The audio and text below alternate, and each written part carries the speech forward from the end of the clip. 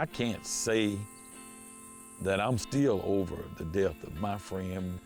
He's always on my mind and stuff, always.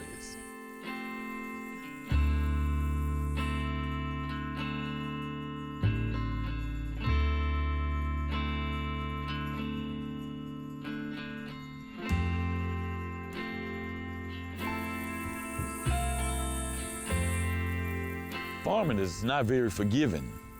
I've had a few really, really bad seasons. The pump over here on the ground that normally pumps it out of here into the picker, it just stopped pumping. I wish I knew why, but I don't. Let's try it after this one. We usually pump grease to that tank, and then we grease the picker from that tank to the heads. But now that the pump quit, we got to figure out how to manually get this grease in that tank. Unfortunately, the first days are always the worst. The pickers, the combines, they've been sitting up all year, and you know, you only use these things once a year. There's usually always something. You know, we have to work on them a little bit, get them tuned up and ready to go. I tell people all the time, farming is not something that you just wake up in the morning and say, I want to be a farmer. It kind of has to be in your blood.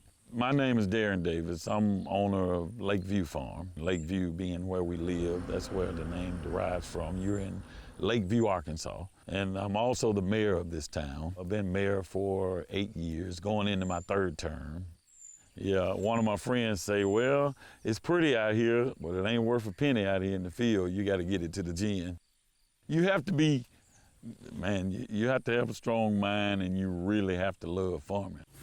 I don't think an ordinary person would have any idea the amount of work and the amount of time, more so than anything, that you put in this profession. Is very much time consuming. And it's like everything else, it's not for everyone.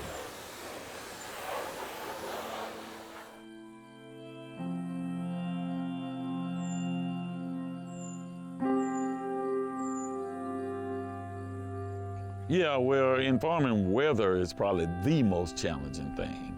That's something obviously we don't have any control over. Prices and things is a challenge sometimes. Grain prices are way up this year. So as grain prices go, so does expenses. I've never seen grain prices increase and expenses stay the same. The chemical fertilizer, fuel always rise with it. I talk to a lot of farmers and they're able to talk to me. We talk about a lot of ways of recovering from debt and people you can go to and programs you can go to, and don't live above your means, I guess would be the short way of saying it. Farming is not very forgiving. Not a lot of family time, missed kids' ball games and activities in school. It was always kind of mom that had to do that. We were always out working because you got to make on-demand decisions, what to do here, what to do there. So it's hard to be gone and do that.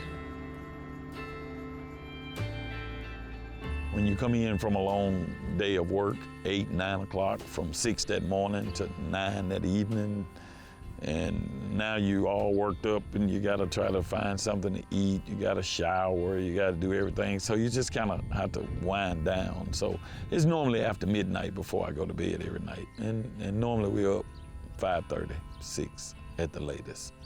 So we don't do very much in the winter months, December, January, February. So that's when I try to get rested and get ready for the next season.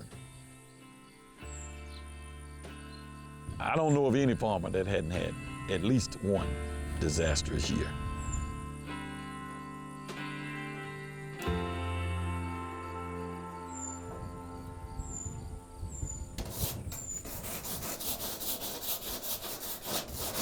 Dear friend of mine, and he committed suicide a few years back, and it was one of the hardest things I've had to deal with because he was a friend of mine, and I wear his hat all the time. So it got a little more than he wanted to deal with, and I thought he was okay with it, thought we had got it situated and settled. And then I got the horrible phone call about 5:30 a.m. I can't say that I'm still over the death of my friend, but he's always on my mind and stuff, always. And I hear stuff that he's saying, and it kind of makes me laugh because he was a funny person. So this business will cause some tragedy and everything.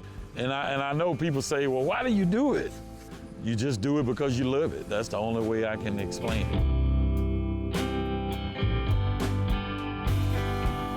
When you start a new year, you're like, thank God, made it through this one, let's start another one. Now, you probably would think, who wants a job like that? But most of my friends, we've been doing it for a long time, and most of my friends come from farming backgrounds.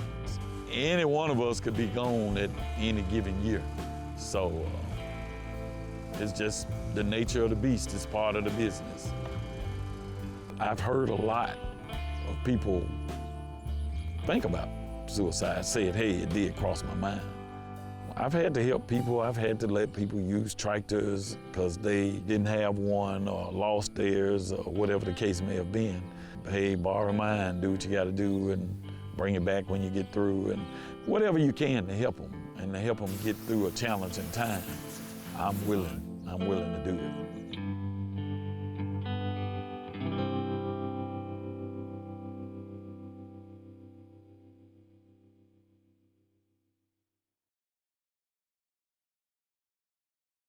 This program is funded through a Farm and Ranch Stress Assistance Network grant provided by the United States Department of Agriculture and administered by the Arkansas Department of Agriculture.